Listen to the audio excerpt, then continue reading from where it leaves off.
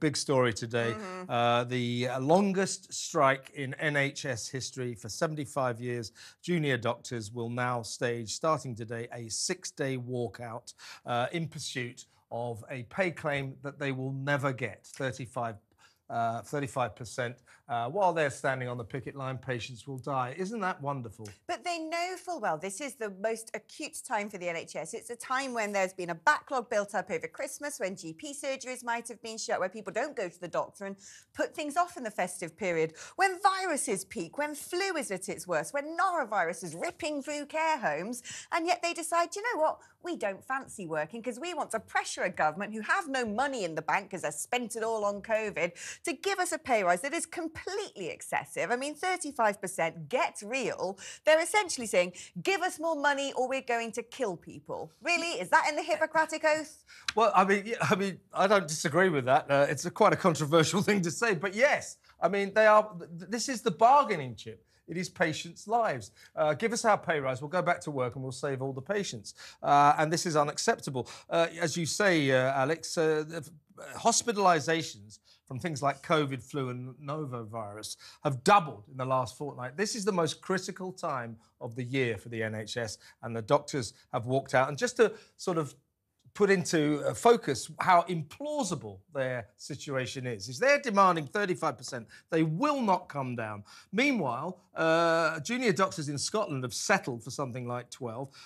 The consultants settled for just under 13%. Nurses settled for 5% with a £1,500 one-off payment. And so this lot, if they get 35%, all the other elements of the medical profession will say, well, hang on, we just settled for 13, we settled for 5. You can't give them 35%. Their position is untenable, and that's because they don't actually want this pay rise. Right. They want to stay on strike, destabilise the Tory government and get their heroes from Labour into power. They constantly moan that the NHS is under-resourced. That's why we're on strike, they say. Well, do you know what? If you get a 35% pay rise, we probably can't afford to buy MRI scanners and medicines. Then they say there's not enough doctors and nurses. That's why we've got these big backlogs. That's why we're going on strike. Well, guess what? If you don't actually go to work, that backlog's only going to get bigger. Let's have a listen to the co-chair of the Doctors' Union, the BMA, the pompously entitled British Medical Association. It's just a two-bit left-wing union.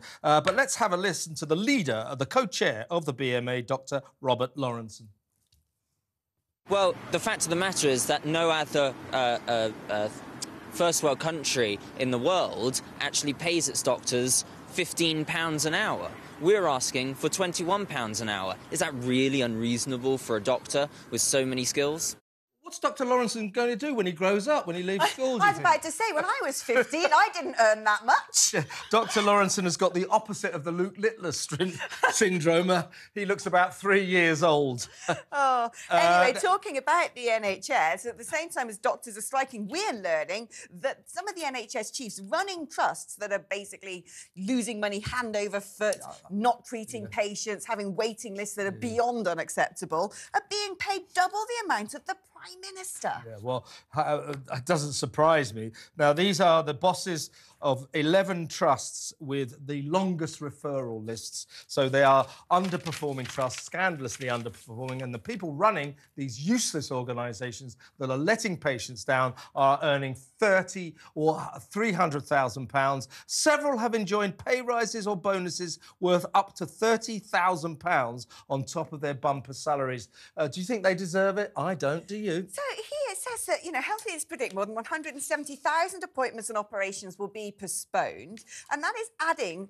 to waiting lists of a record high of 7.7 million. Now, I don't like doing on-air maths, but I think even I can just about manage this one. Yeah. Our population is supposed to be somewhere around 68 million, right? Yeah, so if 7.7 million people are waiting for some treatment, that's 1 in 10 people in the population. That is crazy. You could get better hospital treatment in Darfur. Yeah, and why is the NHS pouring cash onto these useless executives while doctors, frontline medics, are complaining they don't get paid enough? This NHS is an absolute basket case. It really is.